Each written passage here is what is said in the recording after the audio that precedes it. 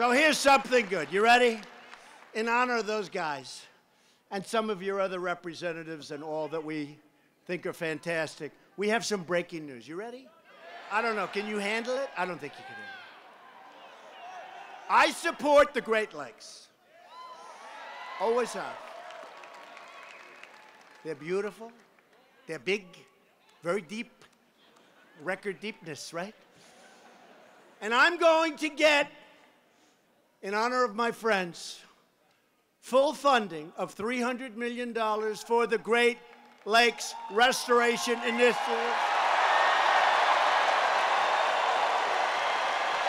which you've been trying to get for over 30 years. So we'll get it done. We'll get it. It's time. It's time.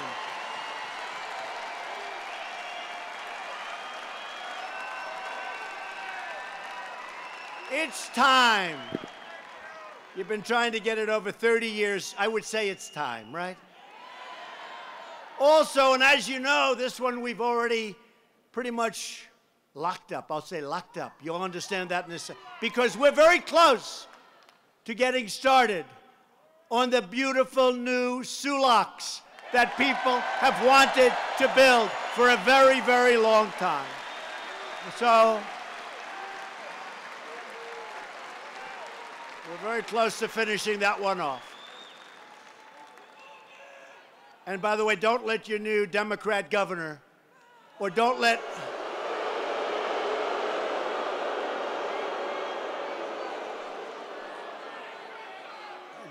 any of our people that fight us all the way, now that we have it, take credit for it, okay? Don't let it. Don't let it. You're too smart for that.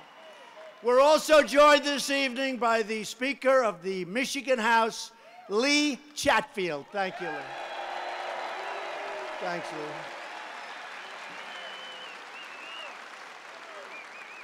A person who's doing a fantastic job, GOP Chairwoman, Laura Cox.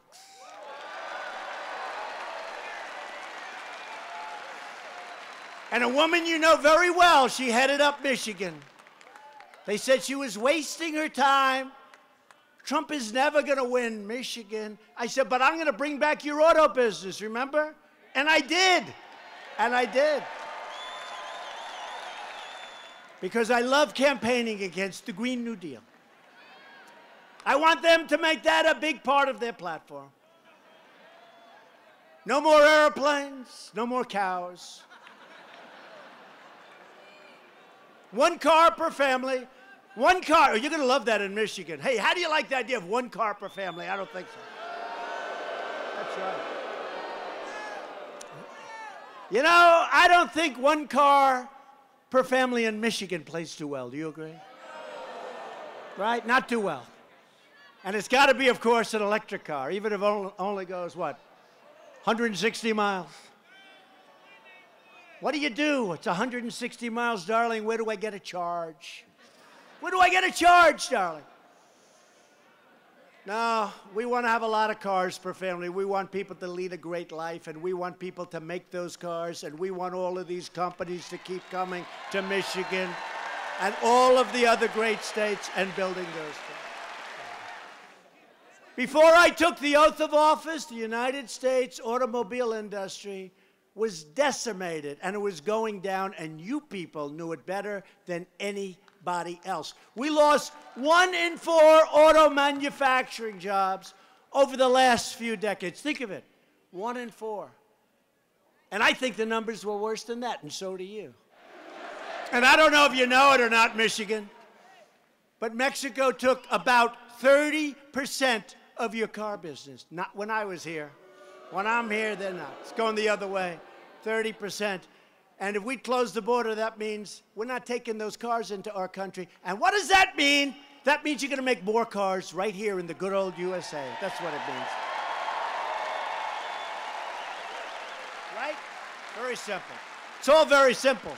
People try and make it too complicated. It's all very simple. One of the gravest threats to the survival of the U.S. auto industry was the job-killing, sovereignty-wrecking Trans-Pacific Partnership. It was going to decimate your industry. That's why one of my very first acts in office was to withdraw our country from that horrible, potentially disastrous trade deal and stop the offshoring of Michigan jobs. Otherwise, we go to pre-NAFTA. We don't go to NAFTA, we go to pre-NAFTA. That was just okay with me. That was okay with me. A short time later, I traveled to Detroit to cancel burdensome regulations that unfairly harmed the Motor City, was getting decimated. We renegotiated the U.S.-Korea trade agreement to double the American auto exports to Korea. We doubled them. They were not happy about it.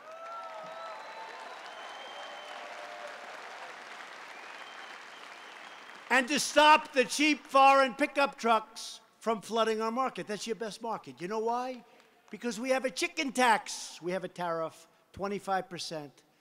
And that's why it's your best market. Because they can't come in here and take away your business and take away your jobs. They weren't thrilled, but that's okay. Under my administration, we live by two simple rules. Buy American and hire American.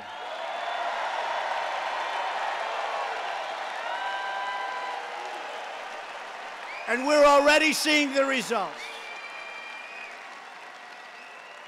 Since the election, we've created more than 55,000 brand new motor vehicle and auto parts jobs in our country. 55,000. Fiat Chrysler just announced a $4.5 billion investment in Michigan, including the first new auto plant in Detroit in over a generation. And Ford has just announced a $1 billion investment just outside of Chicago, as well as additional $900 million going right here in Michigan.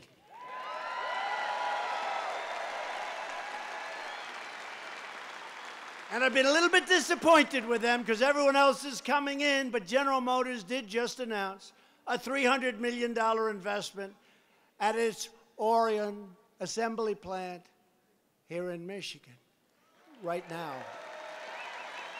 But I'm also fighting with General Motors and the UAW to take swift action on the GM plants at Hamtramck and Warren, Michigan, and Lordstown, Ohio. Get the damn plants open. Everyone else is coming in.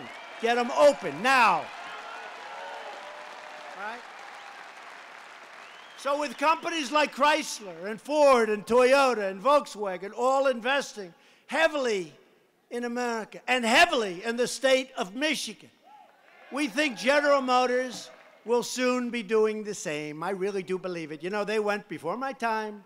They went to China. They spent a lot of money building stuff. They went to Mexico. They spent a lot of money building stuff. That's not helping us much. So we think they're going to come around.